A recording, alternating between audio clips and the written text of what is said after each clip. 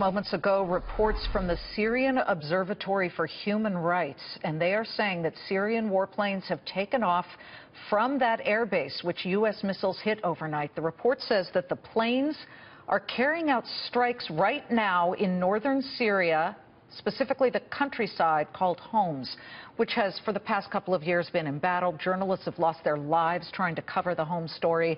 The markets immediately turned negative. The Dow slightly up here, clinging to a 7-point gain, but the S&P is in the red. Well, the entire U.S. Senate just hours ago being briefed by the Joint Chiefs on President Trump's bombings in Syria last night. Congressional leaders from both parties have, in general, been supportive of the attacks, but some lawmakers from both the left and the right, including Senators Rand Paul of Kentucky and Tim Kaine of Virginia, say the White House should have consulted the legislative branch before taking this action. Let us bring in Republican Senator Mike Rounds of South Dakota. He sits on the Senate Armed Services Committee. What about that, Senator? Some senators are saying you can't put our military in harm's way without first getting some political consensus. Well, I think the Constitution would disagree. Article 2, Section 2 of the Constitution clearly allows the President to direct the armed forces. But we've also got separated out from that in 1973 War Powers Act that allows the President to deploy our forces for a period of up to 60 days prior to consulting with Congress. And along with that, there may still be a discussion about the authorization of the use of military force from 2001 and whether or not that may be applicable. And I think there's some debate on that one. But most certainly, I think the President has the opportunity, at least 60 days, in which to notify us. And I would also point out that the President was very good in making notifications to members of the appropriate committees about their intent and what was going on during that raid. Tell us exactly how you personally feel about what's going on, because clearly, when you look at the pictures of the gas attack, it is heartbreaking. And then there is the individual story. You know, in the aggregate, it's, 72 plus people were killed. But the detailed story of the shopkeeper who lost his twin infants and his wife in this attack. How can the United States not do anything except that? Why are we the only ones who are making a move on this? The world needs leadership. President Trump last night showed that we will take on that leadership role once again. What happened last night should probably have happened more than 3 years ago, the first time that Mr. Assad, stepped over that red line in the sand. Right.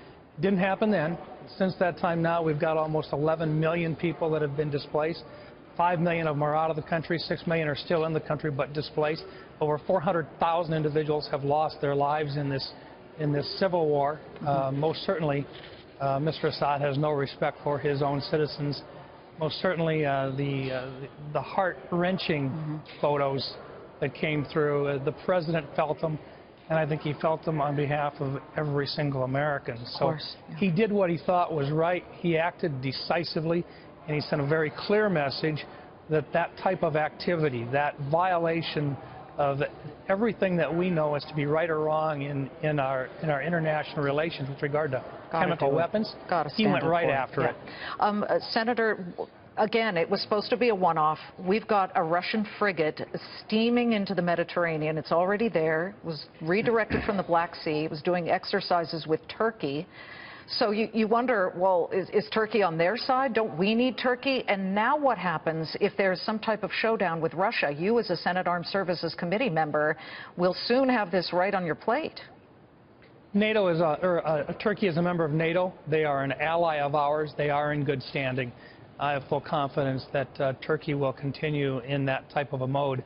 I can also tell you, though, that it may very well be nothing more than coincidence that this particular ship movement is occurring right now. It takes time to move a ship from one location to another, and simply the fact that it happens at this time does not necessarily mean that it's related to the attacks that occurred last night.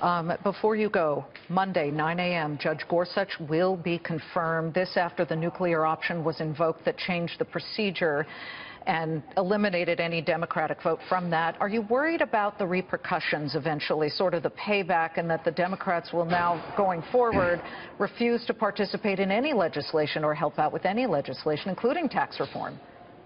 Well, individually, when we speak with one another, I still find a real interest in working on bipartisan issues. And And that's right down the line. Good. Republicans, Democrats alike want to have that happen. But you got to remember, when Harry Reid invoked the nuclear option in November of 2013, that's what started this whole mess. And when he stepped in and actually did that with all of them except the Supreme Court, all of the judicial appointments except the Supreme Court, that set the stage. And if it would have occurred, if there would have been a judicial nomination issue at that time, I suspect he would have done the same thing for the Supreme Court. Okay. Counterfactual, but either way, Judge Gorsuch, when he was approved for the lower court, did not get a single Democrat voting against it. They all liked him. So here we are. Senator Mike Rounds, have a lovely holiday. Thank you. You too. Appreciate it.